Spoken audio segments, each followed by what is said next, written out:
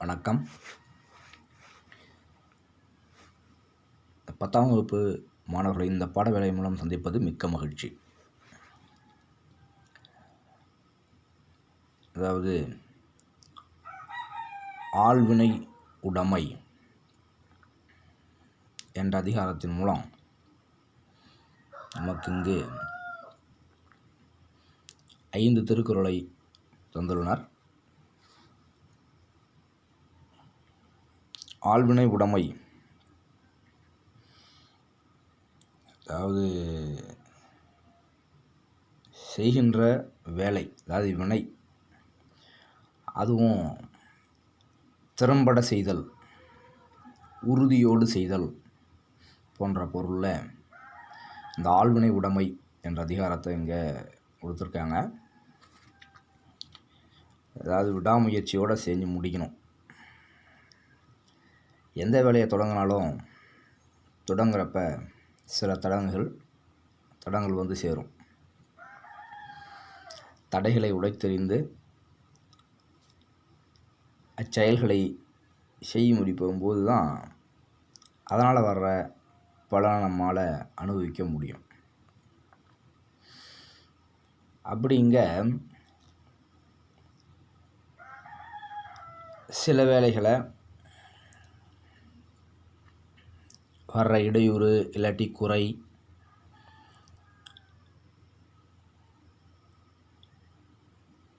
ஏதாவது உடலில் ஒரு குறை இருந்துச்சுன்னா அதனால் வர்ற,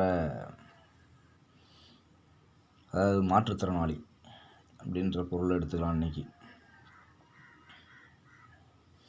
இப்படி மனிதர்களில் விடாமுயற்சியோடு செய்து முடிக்கிறப்ப தான் அந்நபரோட பெயர் வெளிப்படுது இல்லையா?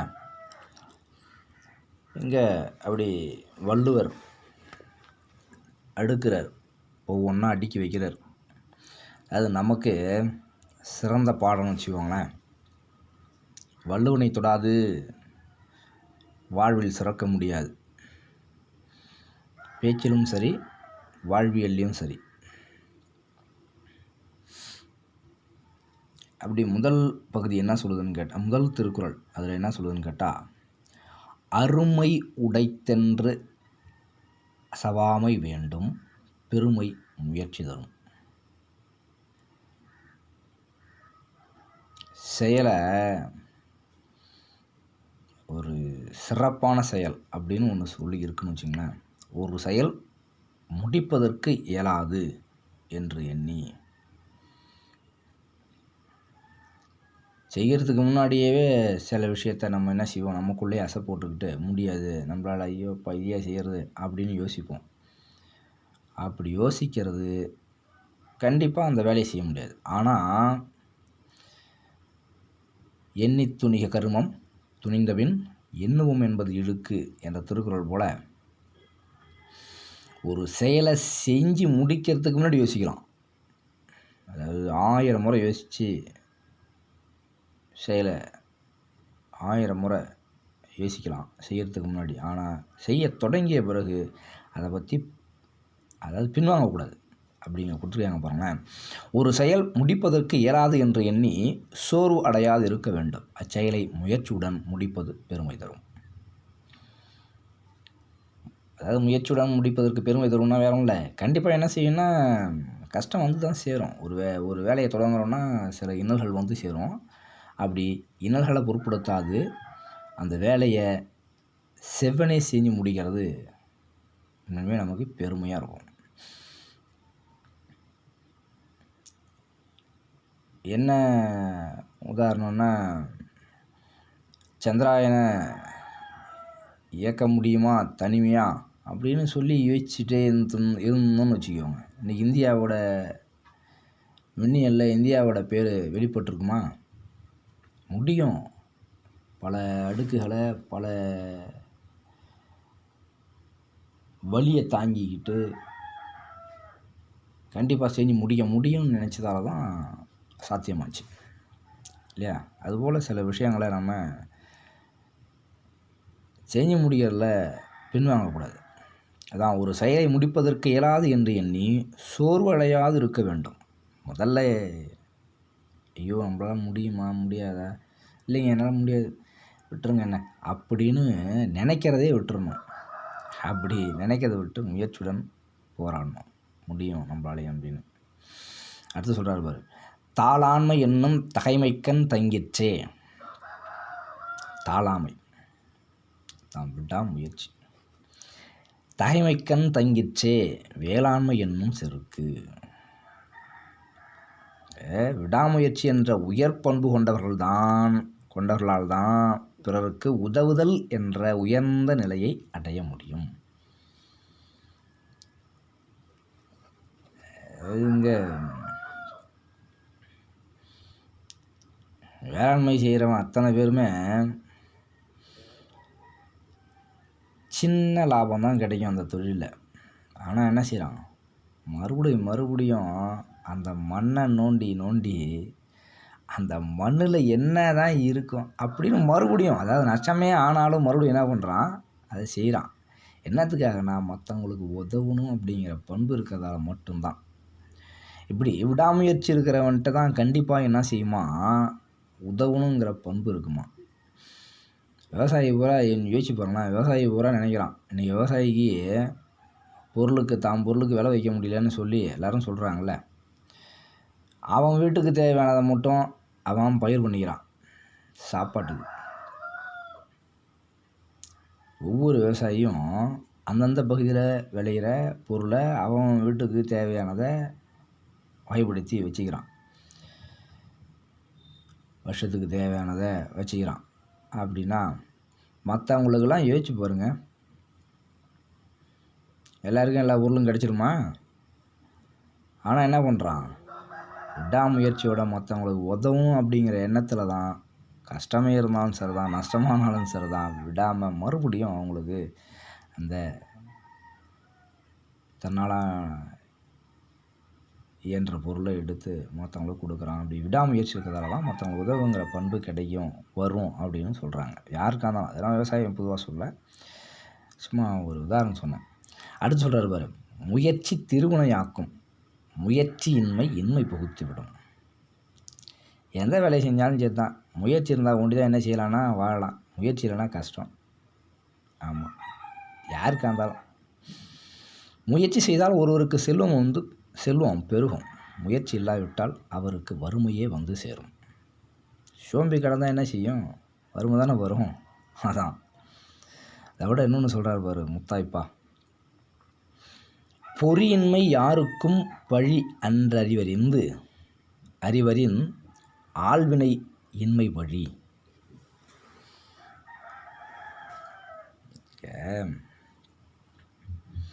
பொறி, ஆமாம், ஐம்புலன்களில் குறைபாடு ஏதாவது இருந்துச்சுன்னா அது பழி இல்லை, அது இல்லை குறை, அது இல்லை, அது இழிவான செயல் இல்லை. அறிய வேண்டியதை அறிந்து முயற்சி செய்யாததே இழிவாகும்.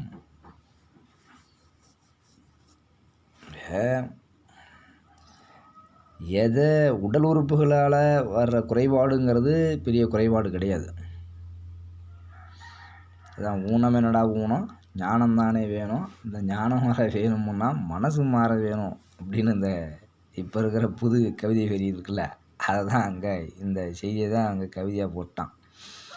ஐம்புலன்களில் ஏதேனும் குறை இருப்பினும் அது இழிவன்று, அறிய வேண்டியதை அறிந்து முயற்சி செய்யாததே இழிவாகும். ஆமாம், அவங்களால முடியாதுன்னு நம்ம நினைக்கிறோம்ல, இன்றைக்கி அவங்க தான் பல வேலையால் மாரியப்பன் மாரி இருக்கிற நபர்களால் இந்தியாவோட பெருமை மிகப்பெரிய அளவில் பேசப்பட்டது இல்லையா. அடுத்தது சொல்கிறார் பார், உழையும் உப்பக்கம் காண்பர். உழையும் உப்பக்கம் சொல்லுவோம்ல, அப்பக்கம் இப்பக்கம், அதான் உப்பக்கம் பக்கத்தில், அதான் உழையும் உப்பக்கம் காண்பர் உழைவின்றி தாழா உறிஞ்சிற்றுபவர். தாழாதுறிஞ்சிற்றுபவர் அப்படின்னு போட்டிருக்காங்க. அது என்னது, சோர்விலாது உழையும் உப்பக்கம் பக்கத்தில் இருக்குங்கள, ரொம்ப பக்கத்தில் இருந்தாலும் சரி தான், ரொம்ப தூரமாக இருந்தாலும் சரி தான். அதான் அங்கே சோர்விலாது முயற்சி செய்வோர் செய்கின்ற செயலுக்கு இடையூறாக வரும் முன்வினையையும் தோற்கடித்து வெற்றியடைவர். உழைவின்றி, ஆமாம், அதுக்காக வேண்டி கொஞ்சம் கூட மனசில் வருத்தமோ, ஐயோ இப்படி நடந்துச்சே, முன்னாடி இப்படி நடந்துச்சு, மறுபடியும் அதை நம்ம செய்கிறோமே, கஷ்டம் வந்துடுமே, மறுபடியும் நம்ம நஷ்டப்பட்டுருவோமே அப்படின்னு கொஞ்சம் கூட யோசிக்காதல அத்தனை முறை கஷ்டப்பட்டாலும், அத்தனை முறை நஷ்டப்பட்டாலும் மறுபடியும் அதே முயற்சி செஞ்சு தாங்கொண்ட செயலை வெற்றிகரமாக முடிக்கிறதுக்கு பேர் அது எப்படின்னா, ஒரு வேலையை தொடர்ந்து செய்கிறப்ப, அதாவது ஃபஸ்ட்டு செய்கிறப்ப என்ன செய்யணும்னா, நமக்கு சில கஷ்டங்கள்லாம் இடையூறுகள்லாம் வரதோட இல்லை, கஷ்டம் மிகப்பெரிய வலி இதெல்லாம் ஏற்படும். அப்படி ஏற்படுறப்ப அதை பாடமாக எடுத்துக்கிட்டு மறுபடியும் அந்த தப்பை செய்யாத, அடுத்த செவ்வனே செய்ய வழி என்ன அப்படின்னு யோசித்து நம்ம செஞ்சோம்னா அந்த கஷ்டத்துலேருந்து மீறலாம். அதுதான் சொல்கிறார் அவர். அதாவது என்னென்னா, ஒரு தடவை நம்ம துன்பப்படுறோம், இல்லாட்டி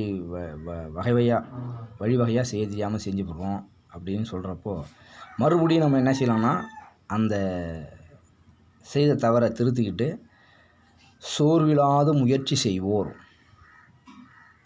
இப்படி ஆயிடுச்சே அப்படின்னு சொல்லி எடிசன் மாரி, ஆமாம், பல்பை கண்டுபிடிக்கிறப்ப பல இன்னல்களை சந்தித்ததாகவும், அது என்னமோ அந்த குறிப்பெடுத்து வச்ச பேப்பர் கூட அந்த நபரால், அதாவது தன்னோட துணை ஆய்வாளரால் அந்த நபர் இங்கு கொஞ்சம் மேலே கொட்டிட்டதாகவும், அதை மறுபடியும் நம்ம எப்படி செய்ய போகிறோம் அப்படின்னு சொல்லி அவர் மறைச்சதாகவும் அப்படிலாம் சொல்லி அந்த கதை சொல்லுவாங்க. நீ இருக்கல, பயப்படாத, நீ தானே எழுதுன, மறுபடியும் நம்ம அதை செஞ்சுக்கலாம் அப்படின்னு அவருக்கு தெம்பூட்டி மறுபடியும் அதை விடாமுயற்சியோடு மறுபடியும் செஞ்சு முடிச்சதால தான் நம்ம இன்றைக்கி வெளிச்சத்தில் உட்காந்து படிச்சுட்ருக்கோம். இப்படிலாம் நமக்கு தெம்பூட்டுறதுக்காக சில நடைமுறை செய்திகளையும் சொல்கிறது உண்டு. அப்படி தான் இவர் சொல்கிறார். அதாவது சோர்வில்லாத முயற்சி செய்வோர் செய்கின்ற செயலுக்கு இடையூறாக வரும் முன்வினையையும் தோற்கடித்து வெற்றியடைவர். முன்வினையையும், அதாவது எப்படின்னா, நமக்காக வர்ற நம்மளுடைய செயல்பாட்டில் இருக்கிற நல்லதை மட்டுமே துன்பம் வந்து சேரும், முன்வினையால் வர்ற துன்பம் வந்து சேரும், அதையும் தோற்கடித்து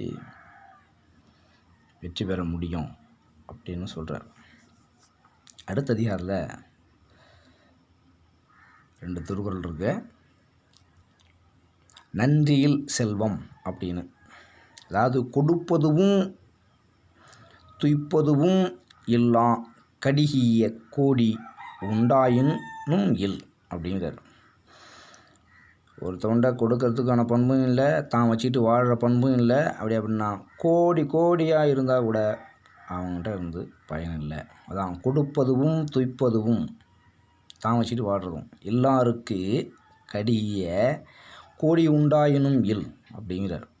பிறருக்கு கொடுக்காமலும் தானும் அனுபவிக்காமலும் இருப்பவர் அடுக்கடுக்காய் பல கோடி பொருள்கள் பெற்றிருந்தாலும் அதனால் பயனில்லை. இப்படியாப்பட்ட வார்த்தை இல்லை. ஆமாம், அடுத்து சொல்கிறது பாரா, அதாவது பொருளை வச்சுக்கிட்டு வாழாதவன், தனக்கும் உதவாது, மிகப்பெரிய செல்வந்தான் அப்படின்னு இருக்கிறவங்களாம். நச்சப்படாதவன் செல்வம் நடூருள் நச்சு மரம் பழுத்தற்று, அதாவது மருந்தாகியதப்பா மரத்தற்றால் செல்வம் பெருந்தகையான் கண்படின் அப்படின்னு ஒரு திருக்குறள் ஒன்று இருக்குது. இதே திருக்குறளில் ஒப்புர வரிதல் நினைக்கிறேன், ஒப்புர வரிதல், ஆமாம், ஒப்புர வரிதல் நினைக்கிறேன்.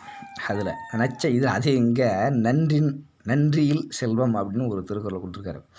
பிறருக்கு உதவி செய்யாததால் ஒருவராலும் விரும்பப்படாதவர் பெற்ற செல்வம் ஊரின் நடுவில் நச்சு மரம் பழுத்தது போன்றதாகும். ஒருத்தவன்கிட்ட, இது ஊமையணி வேறு அதிக, ஆமாம், அதாவது ஒருத்தவன்கிட்ட மிகப்பெரிய அளவில் பணம் பொருள் இருக்குது, ஆனால் அவன் யாருக்கும் உதவி செய்யலை அப்படின்னா அவங்கள்ட்ட அந்த பொருள் இருந்து என்ன புண்ணியம்? இல்லாட்டி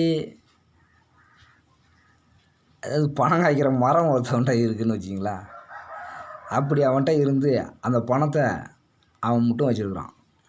அந்த பணம் யாரோடையும், அதாவது பணங்கிறது செல்லணும், மற்றவங்க கையில் போய் இவன் கையில் இருக்கணுங்கிறதையே தெரிவிக்கணும். தான் வீட்டில் மட்டும் புதைச்சி வச்சுக்கிட்டான்னு வச்சுக்க, அதனால் பயனுண்டா? இல்லை. அதனால் இங்கே பிறருக்கு உதவி செய்யாததால் ஒருவராலும் விரும்பப்படாதவர் பெற்ற செல்வம் ஊரின் நடுவில் நச்சு மரம் பழுத்தது போன்றதாகும். அவன்கிட்ட இருக்கிற மரம் எப்படின்னா விஷமான பொருள் இருந்து அவங்ககிட்ட இருந்தா என்ன, யார்கிட்ட இருந்தாலும் உதவாது இல்லை. அதனால் வேண்டி அதை அப்படி முடியுது. மறுபடியும் அடுத்த ஒரு பாட வேலையில் சந்திப்போம். நன்றி, வணக்கம்.